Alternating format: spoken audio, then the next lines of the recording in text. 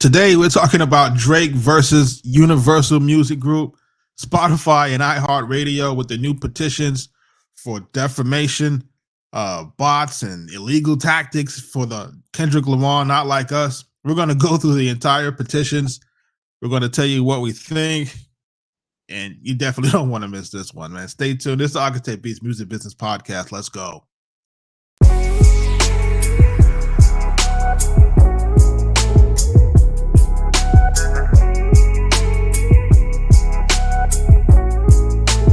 Arkatech Beatz.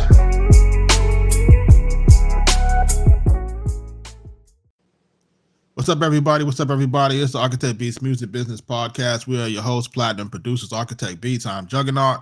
I am Mike Trauma D. And together we make this group, Arkatech Beatz, and every week we get together to bring you the latest news and stuff like that going on in the music business and trying to teach you how to navigate the music business if you're a new artist trying to get in the game. And of course, every episode, of course, is going to be sponsored by our books, Learn the Music Business. You can learn everything you need to know about the music business on our books. They're on our website. Make sure you hit the link in the description to make sure you can get the save 10% off on that. So today we're talking Drake, UMG, right? He filed a petition this week after we did the Kendrick Lamar. It was very weird timing because Kendrick drops on a Friday, and then the petitions drop like on the Monday or something like that, give or take. So he dropped the first petition against UMG and Spotify, I believe, and then there was another petition that came out with a defamation, a defamation petition for Not Like Us. And we want people to understand that it's a petition. Basically, what he's doing is he's filing things into the court, asking for information because he has the intention to sue.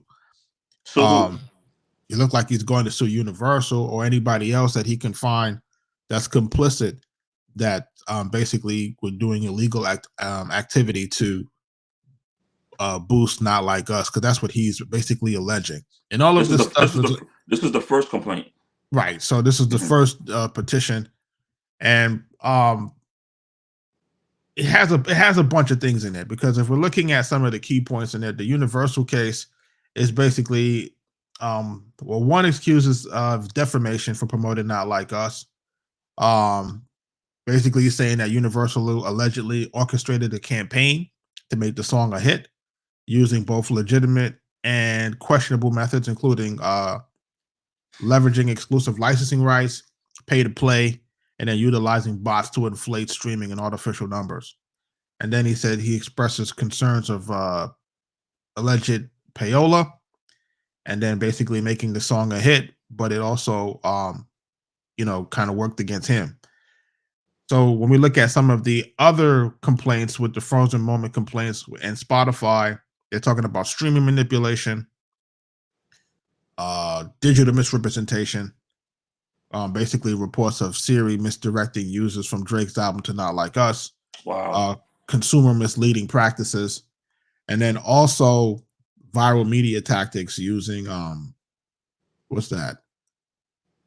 UMG Streaming 2.0 initiative highlights the shift from traditional music marketing to data-driven saturation-based strategies. He's complaining about the ethics of the promotion, excuse me, and then the fine line between innovative marketing and unethical manipulation. So So I would assume he has some sort of proof. So then there's another. Hold on, but there's another situation here. He's talking about industry manipulation, basically the erosion of consumer trust, and then he's talking about his reputation damage, and of course, so it's a lot going on in these lawsuits, because he's basically saying that he's basically taking the hit for all of this. And another part of it was saying that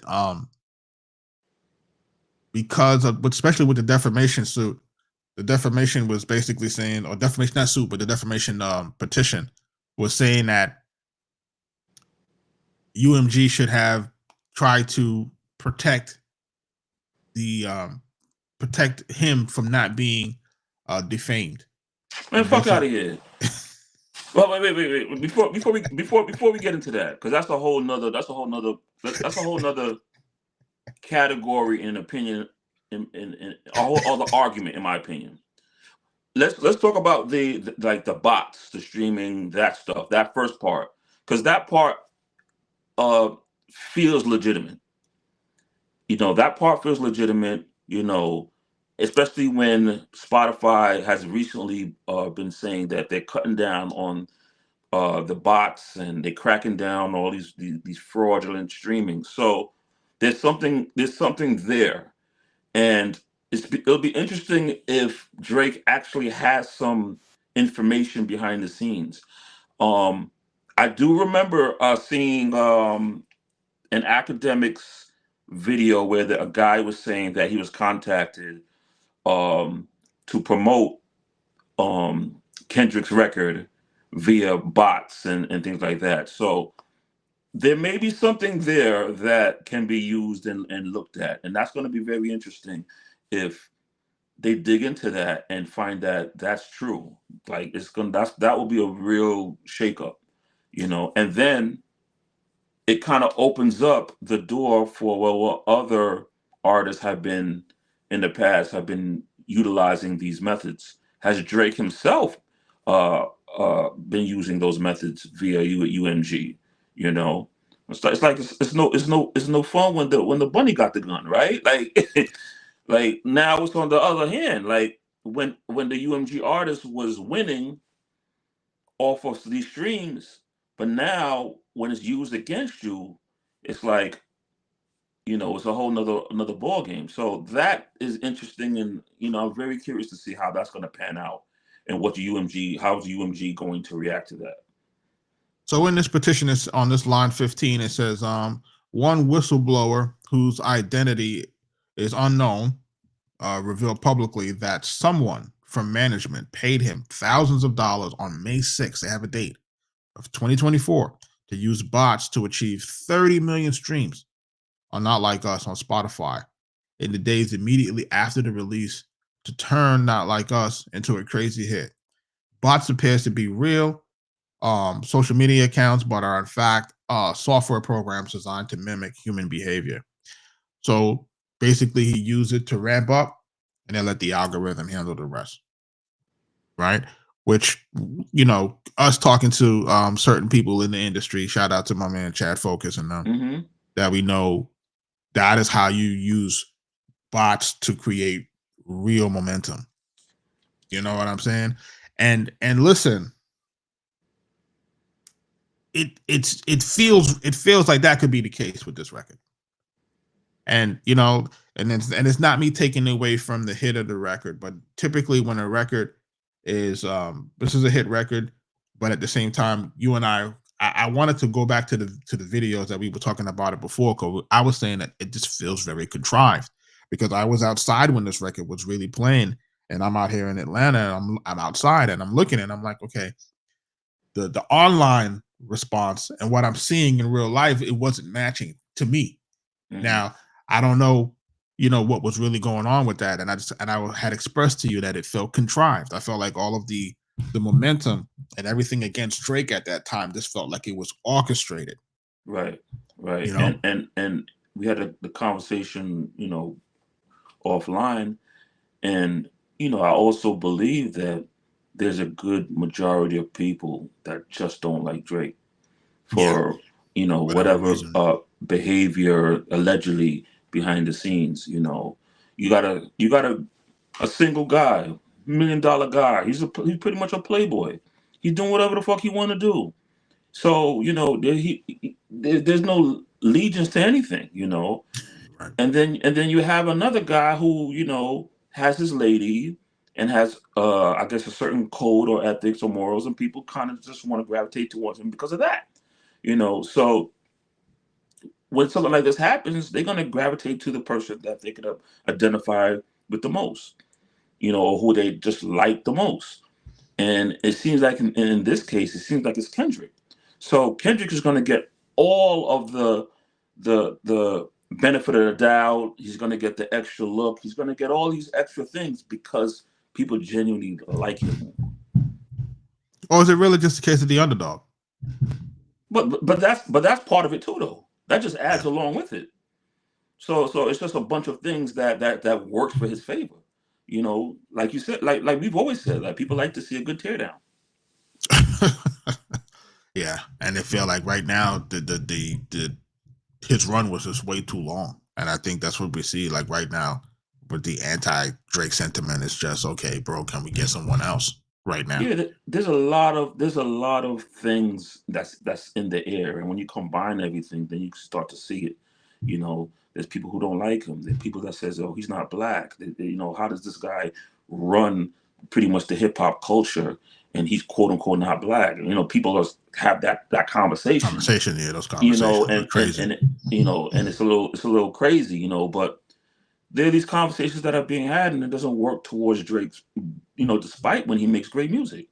You know, and it is what it is, and you know, it's you can see it as unfair, whatever the case may be, but people are having these conversations regardless. On number line 16, it says petitioner has received information that UMG also paid certain third-party influencers to promote Not Like Us in order to create incentives for high visibility influencers to spread Not Like Us in what appears to be a radical departure from longstanding internal policy at UMG. UMG removed copyright restrictions for Not Like Us on YouTube and Twitch, thereby whitelisting the song. Isn't that what you're supposed to do? They don't do that. So they let's say for example, created it. So they started a new marketing campaign. No, but see, it's not a new marketing campaign because you and I know we try to do this all the time with our own records. If we have a record that we want to promote on social media, we go to promote our record, immediately it's going to get a copyright restriction, and then it does not get promoted, right? It gets blacklisted and it's suppressed through every social media channel. What he's saying is that for this record, because they wanted it to go, they removed the copyright restriction. Right. So now what you can do now is you can do reaction videos, and those videos are now no longer demonetized because remember, if you get a copyright strike, they're supposed to be demonetized and all the money's supposed to go back to UMG. So now you allow content creators and influencers to take this record and ramp it up now because now we can all make money from the record, right? Because if we're doing reactions, we can make money from the record. Because if we have monetized channels, we can make money reacting to the song that would normally be copyright restricted. But that kind of hurts Kendrick also financially because these influencers are making money off of promoting Kendrick. I mean, to me, it sounds ingenious. It sounds like that's the right way to do this from the beginning. But the question is, did you do that with Drake too? Yeah, it's not fair then. Not even across the board. Not even. Because look. Let's say this. Let's look at it like this.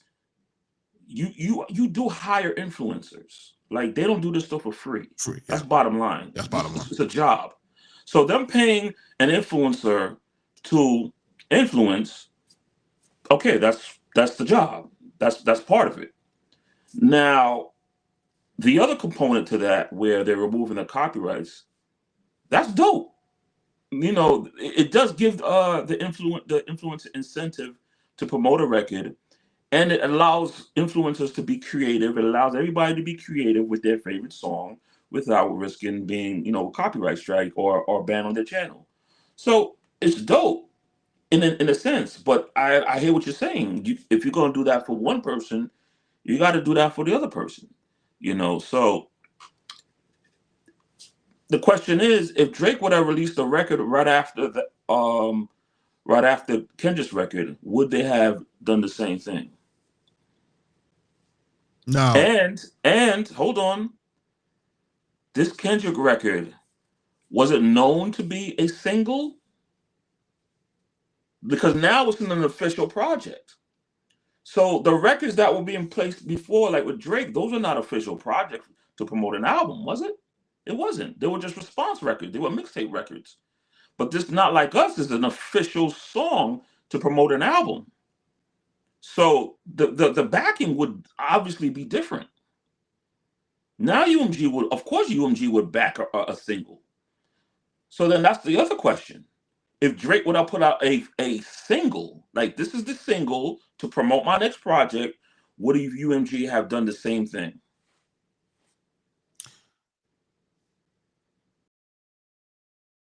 Earlier this year, one of the artists that UMG has under contract presented UMG with a new song called Not Like Us. You know, the artist isn't named. Before it approved the release of the song, UMG knew that the song itself, as well as its accompanying album art and music video, attacked the character of another UMG attacked the character of another one of UMG's most prominent artists, Drake, by falsely accusing him of being a sex offender, engaging in pedophilic acts, harboring sex offenders, and committing other criminal sexual acts. Specifically, the song calls Drake a certified pedophile, a predator, and someone whose name should be registered and placed on Neighborhood Watch. It's a battle. It's a battle. Pursuant to rap. It's a battle rap. Yo, this is so bugged out to me. Hold on, wait. Oh, pursuant to its rights under various contracts, UMG has exclusive control over the licensing of Not Like Us and could have refused to release or distribute the song or require the offending material to be edited and or removed. Hell no. But UMG chose to do the opposite. UMG mind your business. UMG designed, financed, and then executed a plan to turn Not Like Us into a viral mega hit with the intent of using the spectacle of harm to Drake and his businesses to drive consumer hysteria and, of course, massive revenues. That plan succeeded, likely beyond UMG's wildest expectations. I just have to read it with a more salacious tone to make it just seem like it's more nefarious than it really is. Yo. UMG got a hit record or a record that looked like it could be a potential hit, and they leaned on it. Now, as far as the content, UMG has no business telling the artists what their content is supposed to be or not going to be. Like, that has always been the biggest thing in hip hop. When you make your record, you make your record. No freaking exec is supposed to tell you how to make your record, what should be said, what shouldn't be said, whatever the case may be.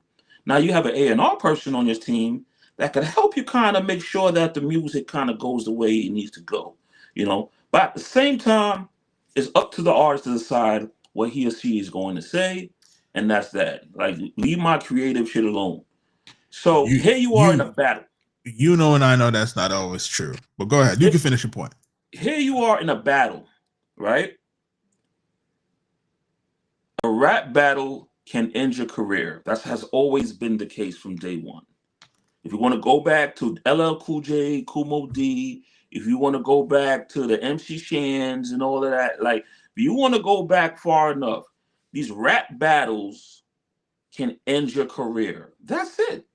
So if you have a fear of getting your career ended, don't entertain it. Don't get involved in it. Because this is what can happen. And Drake, I think Drake didn't see this coming. And when Pusha and Drake had their back and forth, and Pusha did the low blow, and Pusha, you know, talked about the kid and the producer's sickness, and he was like, oh, whoa. From then, you should have realized that, yo, in a rap battle, niggas could say anything, especially if you're talking about a man's wife, which Drake has done. Pusha and has talked, and then Kendrick. So if you want to talk about a man's wife, the opposition could do and talk about anything they want. So when this stuff happens, you gotta understand that anything goes. So now, knowing that, do you continue to jump in the battle? And on top of that, he knows he's in negotiation with UMG, and it's important that his credibility stays intact. He should have sat the battle out, man, knowing that in his head, because the general consumer don't care that you got a negotiation going on. We don't care about that part. We care about the battle. That's it. So if he knows that, that he got a negotiation going on and that this battle could hurt him in any particular way, he should have sat it out. Wait till the negotiation was done and then get back into the battle.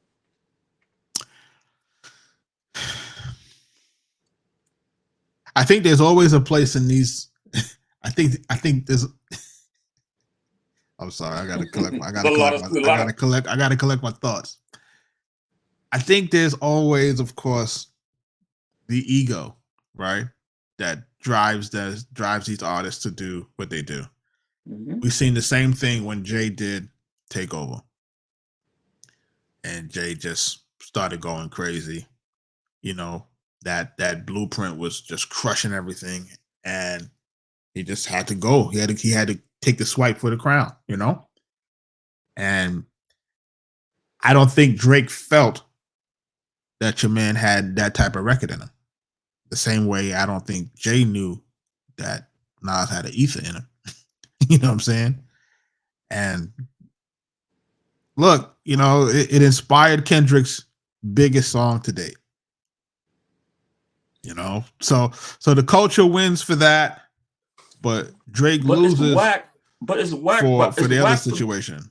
But it's whack for me to hear that, oh, defamation. Like the first part of that suit or that first complaint, I get it. With the bots, yeah. The second one is like, dude, you talked about his wife, you know, or his, you know, like it's all like when you're battling, anybody can say anything. And it's up to the consumer to decide what it's going to be. Like nobody has to pay attention to that.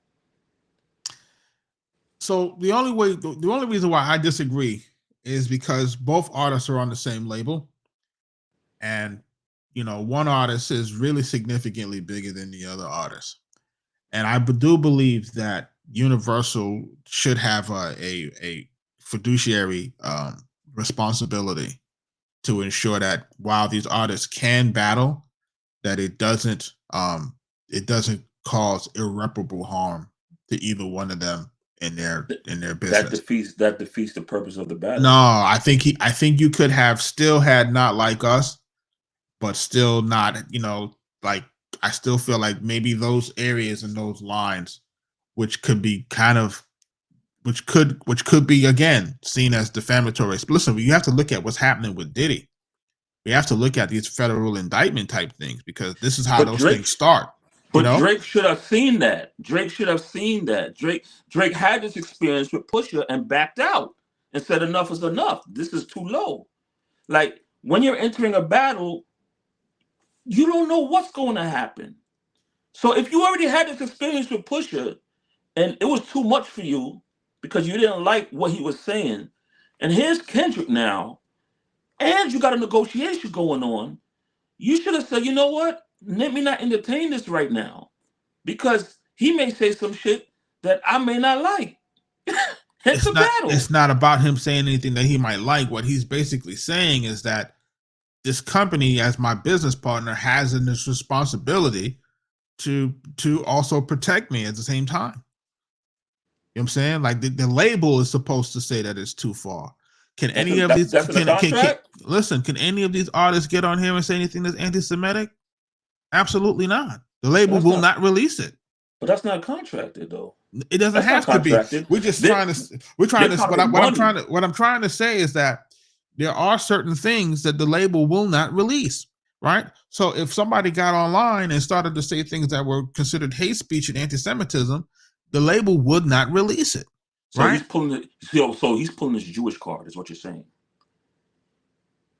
I'm not saying that. I'm just saying that he's pulling a card right now in a situation where guys are being locked up without bond for sex offending, right? Predatory behavior and pedophilia. You don't want that labeled on you at all. You don't want that label at all. And I think that may be the situation that maybe have broken the camel's back. I think when we're talking about that type of situation in itself, because people are being indicted, people are going to jail, people may be seeing life in prison for these kind of allegations, right? You don't want that tied to you. You don't want, the New York prosecutors to be looking for your smoke or fire, or you don't want to be inspiring young ladies to make up stories and all these kind of things that can really, like, we talk about defaming your career, you put yourself really at risk at it. So he's just saying this is bad timing. Extremely bad timing. I think it's the worst timing for anybody to be labeled anything remotely near. Conor McGregor just got convicted of a civil charge for rape, right? And so, like, this stuff is real. Like, these people are coming out of the woodworks, and this stuff is real. So I don't think he wants anything that's going to be associated with sexual predators to be put on record, to be promoted over 1 billion times across the world. Like, it seems like a bitch move from a hip hop standpoint. It does seem like that, but I also feel like, hey, y'all guys could have put this record out still. That battle still could have ensued, but I think Universal should have said, hey, this record is fire. We just need you to just make sure that you re-edit these two things right here and push this record out. And I think that would have, I don't think that would have taken away the burning of that record. I don't think it would have taken away. I think that record still would have been just as successful without the defamatory content. And you tell me if I'm wrong in saying that. The label got no right to come in there and tell you what to do with your record. That's not true, because if he's in there talking about anything that's anti-Semitic, the label would tell him to not release it. But that's because the label chooses to do that, because the label has a certain allegiance to something, and I think that is what the issue is. I think Drake is using that card and saying, "Hey, you have an allegiance to me because of our culture." I think it might come back to that. No, but I'm saying that if a label can say that so if somebody came out now and wanted to do pro-Palestinian content, label ain't pushing that. They ain't gonna push it. You know what I'm saying? Label ain't pushing that. Because you know why? Because it's bad business. So this is bad business. This is your top dog. This guy is worth billions of dollars. This is bad business. Yeah, that's what he's saying. But if the negotiation theory is true. Oh, so now if the negotiation theory is true, then it's not bad business. Then it was intentional to smear him. It might be. If that's allegedly true. If the situation is that he was trying to negotiate more than they wanted to pay him, then they let it fly. And I think that's also part of the suit here. Right. Which part of the petition that hasn't come up yet.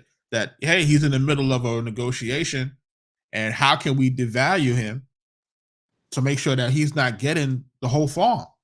I mean, even that's a risky move, man, because you're shooting your own artists, and you're hurting your own artists. So that's a risky move in itself. And I don't know if they're calculated like that. You know what I'm saying? Like, you have to look at anything could go. Anything that we think of can be the reason. So look at how it works, because remember, you have a precedent of this with Michael Jackson and Sony, right? Remember, he owed Sony one more album. Mm-hmm. He owned all of this. He owned all the music catalog. He damn near owned Sony ATV Publishing at the time. He basically owned Sony, and he could have taken his interest and could have sold it to any other company, right? Mm-hmm. But once they tagged that pedo on him, no other business wanted to touch him. So he had no choice but to sell it back to Sony, because that was the only buyer. So what they're trying to do here is to make it so that it can't be touched by no other entity. I mean, that's a very interesting theory, but it's still a theory. I'm just saying, like, if this man can go and, like, think about it now. This is one of the most successful artists since Michael Jackson, right? Mm-hmm. In terms of his run, his career, his streams, he's the most streamed artist ever in the streaming era, right? There are people who are saying that his catalog is worth more than, certain catalogs for decades combined, allegedly, whatever they're saying. They're saying the value of him is so high, right? Why would Universal want to put him in a situation where he can now take himself to the highest bidder? You never want to do that. You know what I'm saying? Like, you don't want to do it. So we needed this, not like it's, we needed this now to bring the ego down, because he probably was in there really beating his chest, like, you know what I'm saying, based on the numbers, really telling them, listen, I got everything, bro. Like, what y'all talking about? So now when you get this little chink in the armor, boom, boom. Yeah, you was the guy, but man, like, they really feeling this Kendrick right now. And that got to burn his soul, because he knows that this guy is not on the level as he is as an artist. And I think that's really where the ego comes in. I think that's the reason why he went at him the way he went at him. Because he said, this guy can't fuck with me. And I know he says it in his mind, like, yo, he can't fuck with me, because he looks at his hits, he looks at his chart life, he looks at everything that he's done, and he goes, this guy can't fuck with me for real. You know? Yeah. You know what I'm saying? And when that Taylor Made came, it felt like that. And then, but then that Not Like Us kind of was like, and it was just like, oh shit, like, he miscalculated this bitch, and it's a little funny, man. Like, you know, so he kind of wanted to show the world, like, yo, this guy, I can't fuck with me. I just want to show the world one time and forever that this guy can't fuck with me on the music level, on a song level. He should have waited. Should have waited, man. Like, you I gotta don't understand. I don't think his ego was gonna let him. And I think even Jay-Z waits. Jay-Z Jay-Z out at a time, you would diss Jay-Z, and Jay-Z would wait a whole entire year before he responds. I agree with that. Because like he'll sit there and just wait for the playing field to wait for everything out, wait for an album, and then give you a bar on the fucking 12th song. Like, he should have just waited it out. What was his fucking rush to jump out there? Ego, man. It's the ego, man. Because social media gassed him and said, you got 24 hours. You got 24 hours to respond. Yeah, social media. You got 48 media, hours to respond. Listening to that social media shit.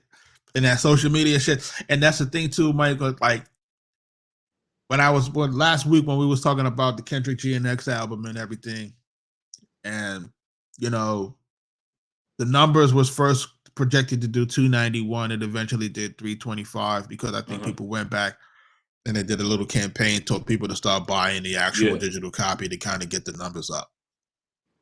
And folks are saying it's a decent number.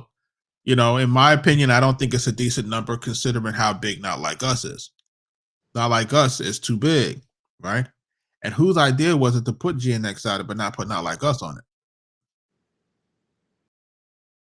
Because Not Like Us would sounds like 3 other records on there. I mean, still supposed to put Not Like Us on it. At least that would have pushed the numbers higher. Yeah. You know what I'm saying? Like, if you know what I'm saying? But I guess what you start to realize is that this petition is going to create a lot more problems than people are really trying to pay attention to. Yeah. You know?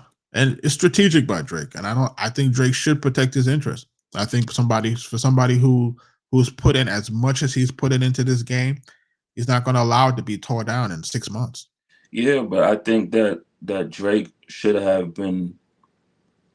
exercised a little more patience.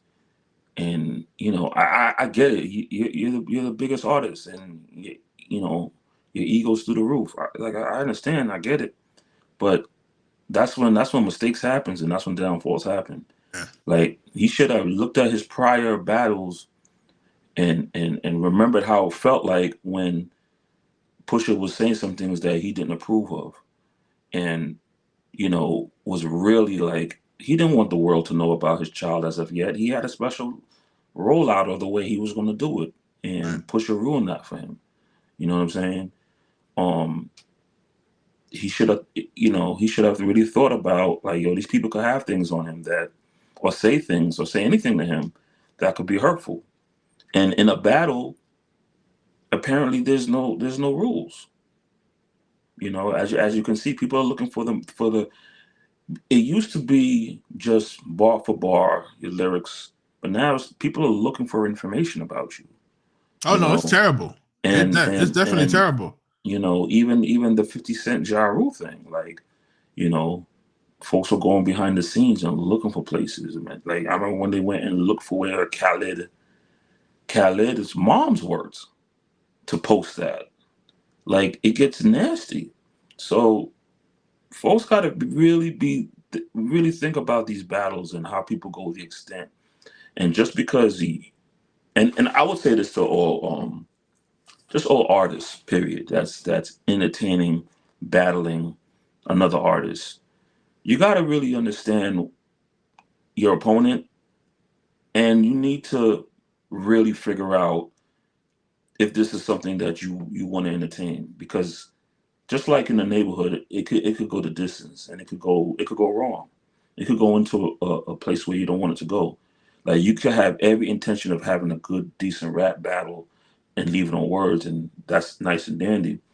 But the other person may not be on that time. He may be on some, nah, fuck that. I'm going all the way. And if I see you, it's gonna be this, because this music feeds people families, so they take it personal. So J. Cole seems to be the smartest person in the room. J. Cole, in retrospect, when we were blasting J. Cole for pulling out of this whole thing, pause. But at the same time, it was the best strategic move in terms of his career. Yeah. I wish he didn't say anything out the gate, but but not. I could appreciate him manning up, saying, "I made a mistake." Yeah. I made a mistake. And kind of I wish he would have thought about it before jumping out the window. But like you said, the internet almost made him want blood. It was the Right. internet that made him do that. Yeah, the internet, the ego, the people, the high of being that person, the thought of being crowned the king, and the talk and this, that, and the third. But it does bring a environment to you that you don't want to be around.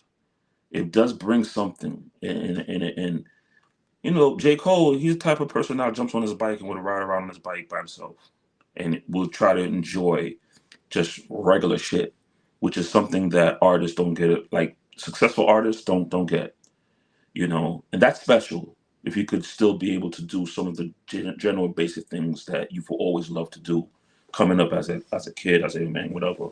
You go to movies, go to the grocery store, whatever it is. So J. Cole still does those things without a bodyguard. And the moment you entertain these battles that could turn into beefs, that could go too far, you lose some of those things that you're able to do on your own. You can't really step outside on your own. You can't go to places because you got not only the opposition's peoples, but you got diehard fans that may want to harm you or, go too hard and act up. So,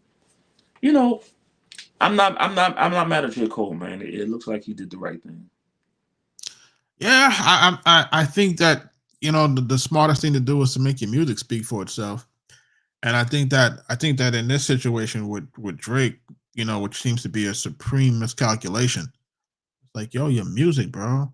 Like, your music is standing the test of time better than most artists of our generation, bro. Absolutely. Like, you don't really need it. You didn't need this extra piece of validation here. Like, you didn't need it. And I think now with the petitions are showing us is that all bets are off, meaning any thought of Drake really giving a fuck about what people think, they don't give a fuck anymore. And I think now is the position where it's like, you know what? They already don't like me. There's no point in me trying to prove anything to anybody else. Let me just protect my interests from my family, my legacy, and the things that I work for. I really don't think, I think he has to do this. Like, you cannot have the optics of a song like this on a Super Bowl stage. You just can't have it. You can't have it. You would watch a downfall, worse than anything Ja Rule went through. And it's like, not with the type of music that this man made. Like, it's just, not taking the culture and putting the culture on your back, and creating the opportunities that he created for these folks to allow it to all just go up in smoke in one night. Like, it just can't do that. You don't think UMG had this conversation with Kendrick at all, right? Listen, I think what it kind of looks like to me is that they want him to go after Kendrick. It looks like if he sues them, that they're going to sue Kendrick. Oh, UMG? That's what it looked like to me. But UMG put the record out. Right, but basically they're basically saying that, hey, you should have used better. You should have used better judgment in what you put out instead of defaming the party. So if Drake sue me, we gonna sue you. That's yeah. That's the game they playing. You see how it works. But that works because it's UMG saying we don't get involved in your creativity, but we're not gonna pay for it either. You see what I'm saying? So that's part of the situation. But that's also, if you look at it low key, that's part of also the collusion of the other two parties who happen to be different demographically than Kendrick Lamar, right? So they won't. So your man can't sue him directly, but he'll let the company do the dirty work. You see what I'm saying? So at the end of the day, they're still going to protect the interests of themselves. You know, so. But I'm wondering if Drake was wondering, like, yo, I'm your poster child. Like, you were supposed to always we the same. You know what I'm saying? Yeah, like we're the same. Yeah. You're not. Our community is not supposed to allow this to happen. So I think there might be the question is Drake tapped into that community like that? I believe so. I believe so. I just think that Universal miscalculated this one. I think Universal should have really miscalculated this one. I think anybody that's getting involved in this situation, look, you see so many things going on, people being sued for being liable for defamation. You see it happening to Trump, you see it happening to this person, you see it happening like this isn't a new thing, you know. And look what happened with Alex Jones and them for defamation and all of that, right? Billions of dollars awarded in judgments that no one can ever afford to pay, right? Damn near, you know, hundreds of billions of dollars. Like people get awarded ridiculous amounts of money for defamation and being held liable for it. So when you have something that's when you have a climate right now that's, you know, I'm gonna say it's the Diddy climate, the Epstein climate, the Kelly climate, like, you know, like y'all got to be careful with calling people these names about calling people pedo, you know, pedo and this type of situation, especially if it's going to harm their business. Because now what we don't see how much money Drake lost behind that. So what happens now? Like moving forward, does Universal even now want to continue any business with Drake because of this? Well, that's the angle. The angle is to get out of the contract. But that whole 100 gig situation was to test the market to see if he had the demand to move it independently, and obviously he does. I mean, we always said if Drake was to go independent, man, that'll destroy a lot of things. I think the music industry right now. All right. Well, let me go back and let me say a few things. One, UMG has to do everything in its power to make sure that Drake gets satisfied. And I think that people are going to say, well, why are you saying that? Keeps the lights on. Because not only as him keeping the light, not only him keeping the lights on, you do not want to inspire the mass exodus from labels. You do not want to use the biggest artists, basically of this generation, as the poster child for independent music, right? Kanye West was basically trying to do it, but remember, they successfully smeared him, right? And made whatever he was doing seem like it was erratic or not, you know, not genius level.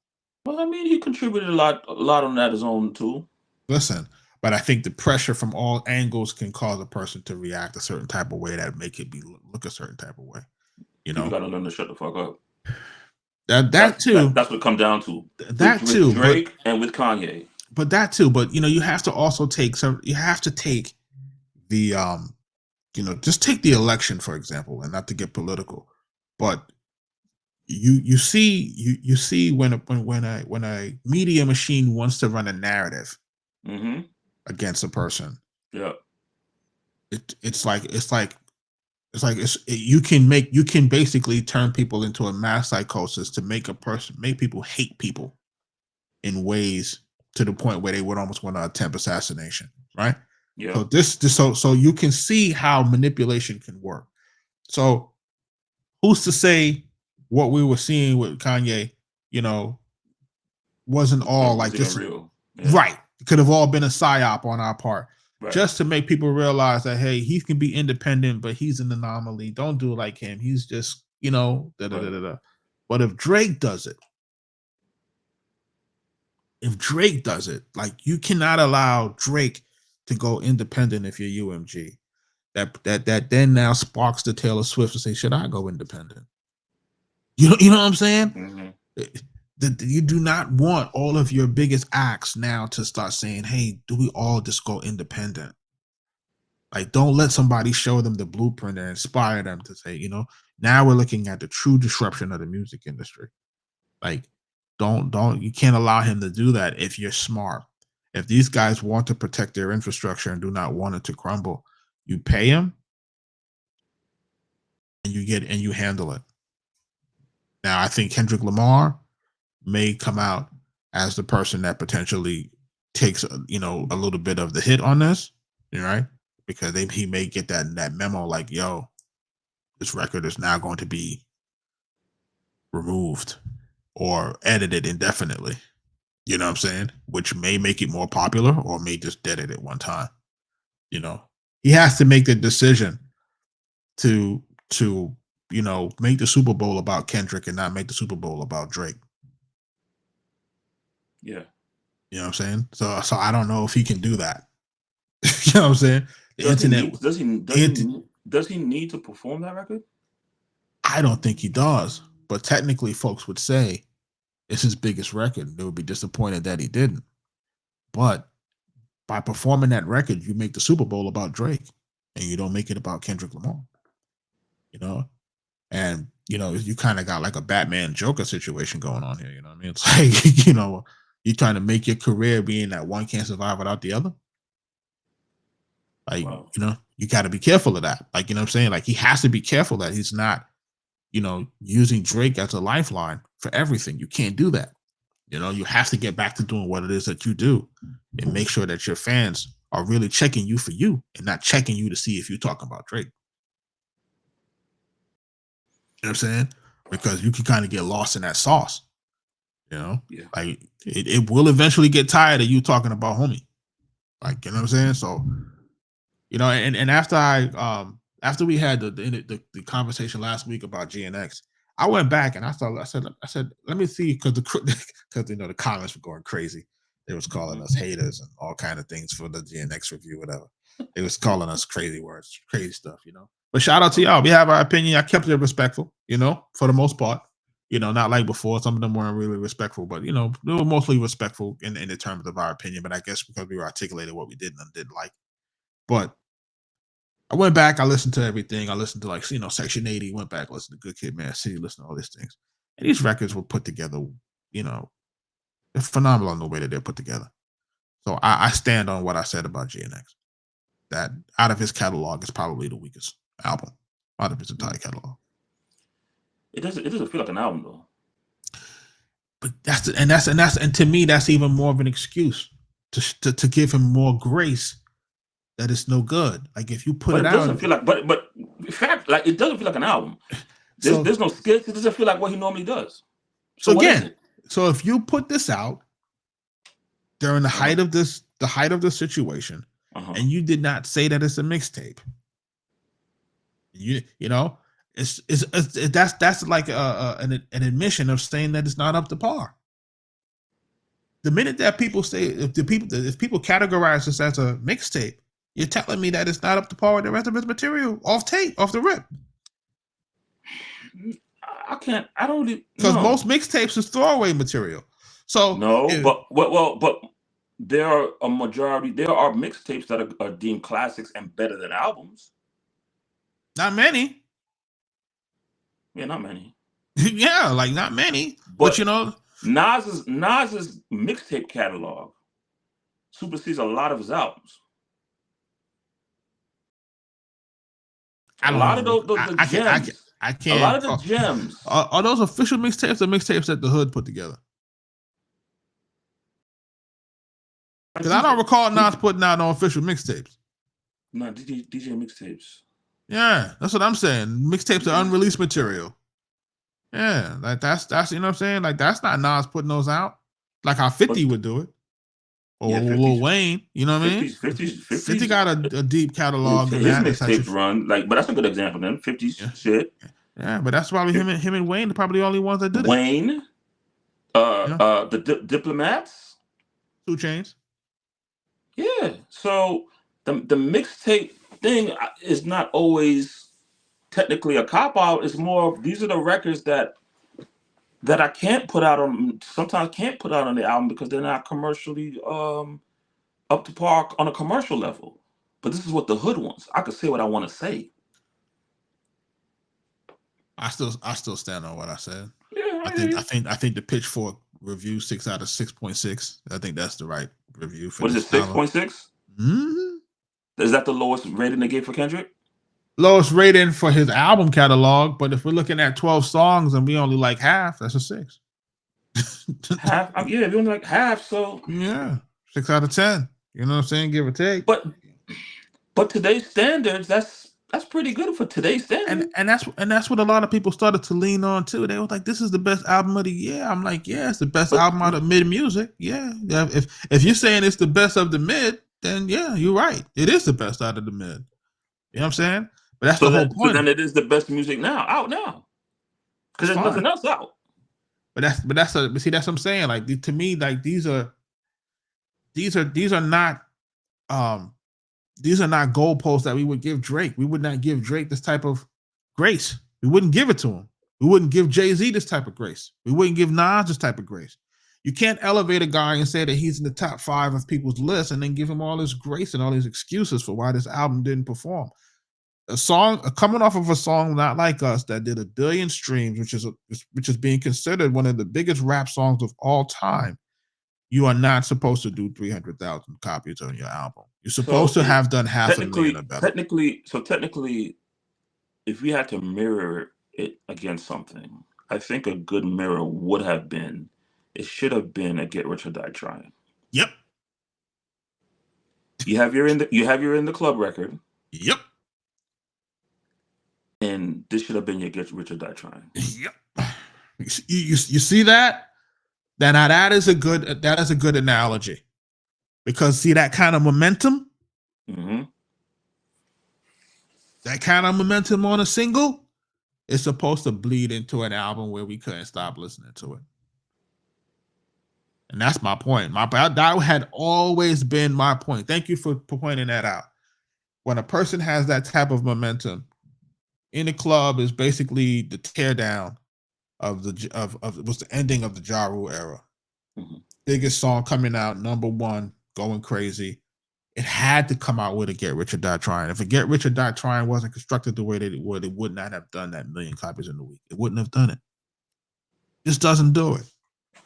You know what I'm saying? So I'm saying to myself, and when people say, "Oh, no promotion, there's no this, no that," how can you say that when you got the biggest song of the year? Yeah, that's promotion in itself. Thank you. Like, it's all excuses. It's like excuses. It's like, oh, there's no rollout. Oh, there's no physicals. Oh, there's no this, there's no that.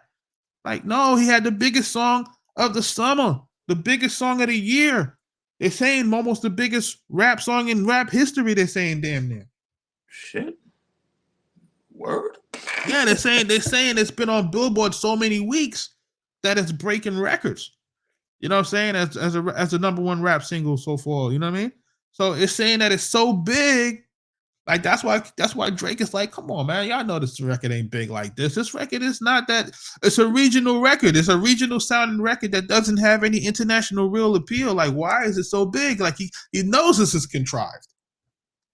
Because I actually have to write real hits. You know what I'm saying? Right. I have to make real music hits to make it really go. I know what it takes. So this right here, I know people got their finger on the button.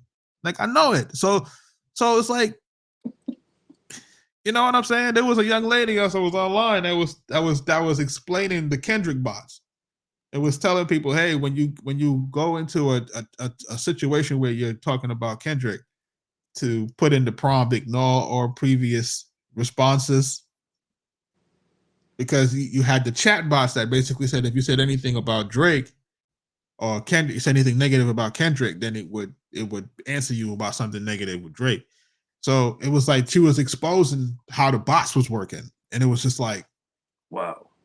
You don't, people don't know that it was bots. Joe Button said, I know it's bots, but I don't care. Right? Like these guys said they know it was bots. They didn't care. Nobody cared. They just wanted the destruction of homie, which is fine. You know what I'm saying? But at the same time, I feel like Universal should have just been smarter in saying, hey, you could put this record out, but we just need you to just edit these things here. And you know, and I know there's a history of Jimmy Iovine and all these other guys saying, hey, you can put that out, but you got to change this, that, and the third. You can't, can't go there. There's a record on the first record on the GNX album. There's an edit, right? On a part. I believe so. What is that?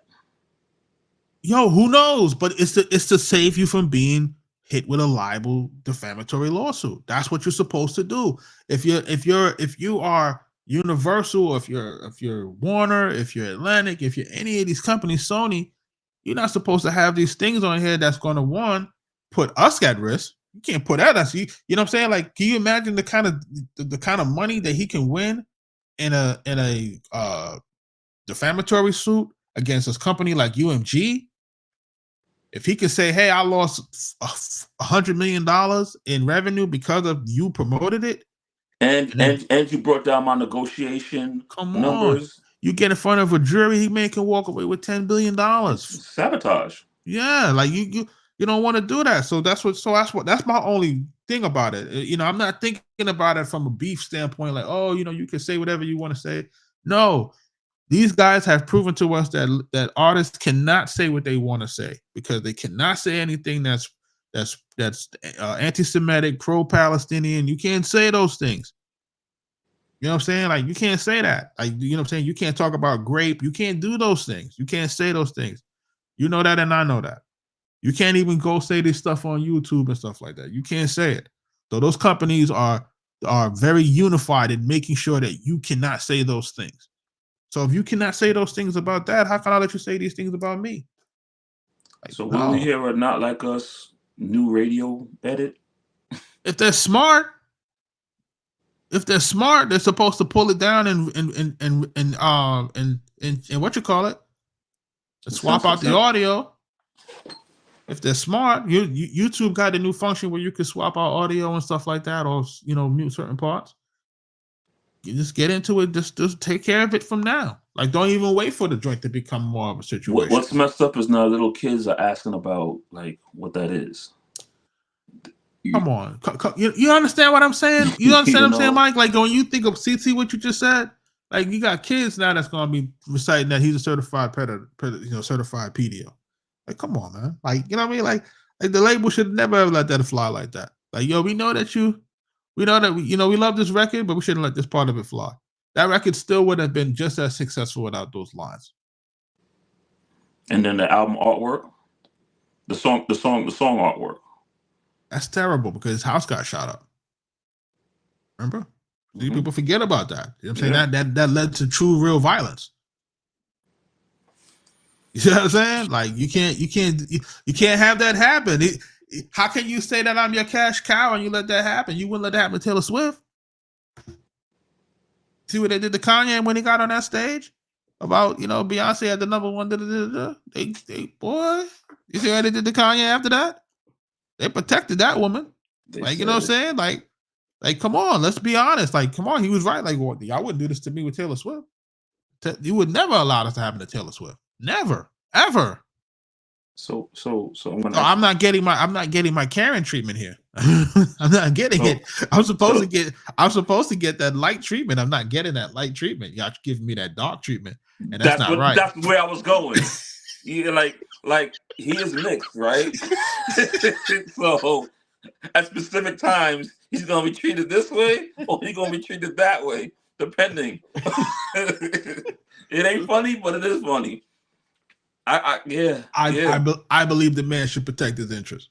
Yeah, and I believe Kendrick, and I think Kendrick should also protect his interests. And I think Kendrick now should take his foot off that gas pedal over there. Absolutely. Don't let the internet gas you. Like it's already done. It's already done. Yeah, now, bro. You need to just go move on and do you. Like, you know what I'm saying? Because now your career now is going to be unified, directly connected to Drake for the rest of your career. Yeah. You know what I'm saying? And for Drake, creatively, he needs to just focus on making just good music again. Like, and if I'm Drake, I want co-writing credit on Not Like Us. Wow. If I'm Drake, I'm out here saying, hey man, that record is because of me. You would never have made a song that dope because of me. I should get a co-production credit. Yeah, I'll take that approach. Like, y'all made you make your best music. I brought out the best in you. It's me. Even when you hate me and you destroying me, I still made you better. I made you better. Take that. You know what I'm saying? And so that's gonna burn your soul. Like, you know what I'm saying? Because you're Pimp a Butterfly and all them other songs. You could never do a song like this if it wasn't for me. So you send me part of that check, brother. You know what I'm saying? But didn't Drake also want a seat at the table? That's what they're saying. They keep saying that he wanted equity at Universal, but I don't think any artist is ever going to get equity at Universal. It's too antiquated. It's too old. You can't get it. It's not a new company where you can go out here and go get equity. And it's not you're not building it up from the ground. You know what I'm saying? Like, you added on to it, granted, but you're not building it from the ground where you can get equity in it. You need to go somewhere else and create a new music venture. Unless he buys the majority shares, and he can be a shareholder. I mean, listen here. These guys have the resources to create their own tech situation. These guys should be looking to make their own tech situation. Like, that's the bottom line. Create your new tech music model, and then you have your own situation in that. Your own stake in that. Because think about it. He can supply hits. Yeah. Right. He can clearly identify talent. He knows what's up and coming. All right. So what he needs to do is he needed to make a silent new venture with another tech firm, be an angel investor, push the new artist or artists to that platform, and run it. You know what I'm saying? And run it up to $1 billion valuation. Run it up. It don't take hard. It's not hard to run these things to $1 billion valuations. All you got to do is get enough user members. Especially for somebody like him, and then he could always inject himself into some of the material. If he exactly. He could have done his own thing. It's just that you're trying to get a seat at a 100-year-old company. You ain't gonna be able to do that. And I guess you might have felt he had the complexion for the the complexion for the detection or whatever they call out of it. Yeah, because it wasn't the protection this time around. He didn't get the protection. Should have gotten the protection though. Oh my! I just think, you know what I'm saying? But again, I have to keep going back to that Michael Jackson thing. Like, this is the only reason why it makes sense. Is because the deal, the money that you're going to have to pay him. Because I didn't realize that they're saying that he recouped $400 million. God damn. How did he do that so fast? And he just did that deal on like 2018, 2019. No, don't quote me on that, but that's what I was hearing. But for him to do that in a 5 to 6 year span. Woo! I mean, this boy is on fire. You hear me? Like, this boy is on fire. But he's broken the system. Listen, not only did he break the system, but I'm trying to tell people this too, and I'm gonna go on. I know I'm gonna get a lot of flame for this, but Drake is more important to hip hop culture than any other artist right now. I'm sorry. You guys have to understand that if you remove Drake from hip hop culture right now, if you take his songs out of hip hop culture, you guys no longer have the international reach. People are not going to be listening to your music that's similar to Drake after that. Like, he's more important to the culture. Like, you guys don't really realize that shit right now. But like for some regions, as far as they are, their exposure to hip hop is Drake. Thank you. He's like the gateway drug, right, to the rest of the culture. Yeah, you know what I'm saying. If he jumps on the song with Benny the Butcher and these guys and Griselda and those guys, what kind of magnification lens do you get on Griselda music? Like, you know what I'm saying? Like, people are not really understanding like the power of what this guy was doing. You know what I'm saying? And if you and if you ask me, I think his contribution to a lot of the Atlanta artists is what really extended the trap run. People try to act as if, you know, all of a sudden now you're not doing no music with Drake. Now all of a sudden there's no more trap music. Trap music is finished. You see what I'm saying? Like, people are not really thinking about it like how they really need to think about the ecosystem of Drake. The hatred for him is just too high, but they're not really looking at it from how you and I can look at it from a 30-year hip hop lens and can look at this and go, LL Cool J is probably one of the best artists, you know, from Def Jam first artist, LL Cool J, whatever, right? Okay. How many features LL Cool J got? Shit. I can't think off the top of my head. Not many. Yeah. Right? Maybe an EPMD, right? Rampage. Yeah. You know? A verse here and there with a J-Lo record here, maybe that. What else? Shit, you see what I'm saying? Yeah, I can't. You see what I'm saying? So when you look at an artist like that, that's considered the GOAT, like who did he put on? Shit. You see what I'm saying? Like, you know, no disrespect to LL. It's just, this is just the facts. Right. And you can name artist after artist after artist after artist in hip hop that never put nobody on, that never helped the next guy. Like, you know what I'm saying? Drake wins on that by itself. You know what I'm saying? So regardless of people want to call him with this and want to say that, like, look at what he's doing for careers, and each career. And another thing, each career in hip hop has a fucking has an economic, a social economic impact, right? So each artist employs X amount of people, right? So if you got a successful artist, he employs. Right. So if this guy jumps on 20 guys' albums, how many people are employed by this? Right. And people don't seem to realize that. You know what I'm saying? How if he's on all these guys' records, where the budget's coming from? Who's giving these artists the money? Right? It's like he's really kept the lights on. When they say he kept the lights on, yo, motherfucker really kept the lights on, not just for Universal. You know what I'm saying? Yeah. So it's interesting to see where things go. Yeah, because shit gonna be dry right now. Dry. Shit gonna be dry. And if y'all thinking this little 325,000 on GNX is enough to keep the culture running, okay. It's not enough. It's not enough. And I know people say, oh, you know, he gave people some from his hood some features on this album. We'll see how that work out. We'll see if there's a Kendrick stimulus package. There isn't a Kendrick stimulus package. You know that, and I know that. We'll see how. I mean, we'll you see. Guys, you know that. You know that there is not a Kendrick. We'll see what package. happens. You guys know that shit. You know what I'm saying? Like, you know that. Let's be honest. Like, you know, people aren't being honest. Be honest about this shit. So, you know, what I hope for is that people realize that now you've removed Drake from hip hop now for the next 6 months to a year. No new music, right? Now, no new features, no joint albums, right? At least on a commercial level. Like, we're still getting our underground hip hop. We're getting that, and that's good for us, for us hip hop heads.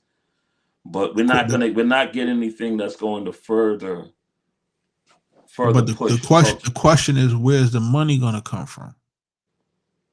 You understand what I'm saying? Right. If you don't got labels infusing money into the fucking talent, where's the money coming from? And then we have the problem with Spotify. I didn't even talk about Spotify in this whole situation, where Universal was licensing the song for less, to Spotify and all that shit. We didn't talk about none of that shit. And then Spotify running the game that all independent artists, everything that they do now is artificial streaming. Everything that if an independent artist get a whole bunch of good streams, they're gonna flag it as artificial and then don't pay them. Man, that Shit is rigged. You see what I'm saying? Bro. Shit is rigged. And while this is happening, if Drake decides to pull out of the whole shit and go independent and shows everybody, listen, and then he really wants to expose Spotify. Listen, it's rigged. I was on the inside. I saw it. It's rigged. They're taking your money and they're giving it to me. You need to go independent and you can collect it directly from the consumer. Or it's rigged. They're paying the money to me. Y'all need to get a class action lawsuit against Spotify. Yeah, I said that. I said that in a Demiza thread the other day. That there needs to be just a class action lawsuit. But I tell you what, a class action lawsuit isn't going to be good enough. It's not going to be substantial to anything. It will be like 50 cents, 36 cents. Everybody will get. Yeah, but you need to remove the tactic. The tactic of now you guys create fake accounts. You guys use artificial streaming to boost your roles. Something again that Chad Focus said in one of his joints the other day, where he said, "Hey, it's more beneficial for Spotify to have unpremium users that get ad revenue versus people who pay the $10 a month." And right, makes sense. Makes sense. You make more money so most of the users are going to be bots anyway. Like, you guys are playing a really huge game here, but y'all gonna mess around and let Drake open up the whole can of worms for iHeart Radio, Spotify. He's gonna say, "Look, this is what they do," and he's gonna have to get on stage and he's gonna have to probably snitch on himself to basically say, "This is what they did for homie," and make the whole thing go how it got to go. You think in his contract there's some sort of gag order or some sort of Nah, man. I think what'll happen listen, I'm hoping that he stays in Canada, because I can almost guarantee that the next thing gonna come out is gonna be an SA person coming out for SA to try to say that he did this, that, and the third.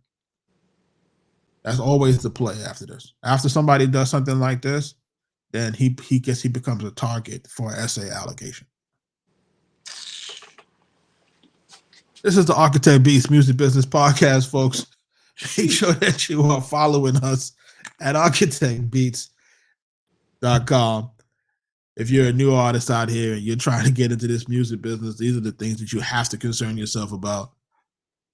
You got to pay attention to what's going on. And this is what's happening out here right now. Yeah, man. Stay out the way, man. Any parting words for the folks before we get out of here? Man, it's just really an eye opener. You know what I'm saying? It just, what you think it is not what it is. It's never what you think it is. You know what I'm saying? It's like the great Marlowe said, "You want it one way, but it's the other way." What's the other way? Yo, y'all stay safe. Y'all stay safe out there. Peace, man.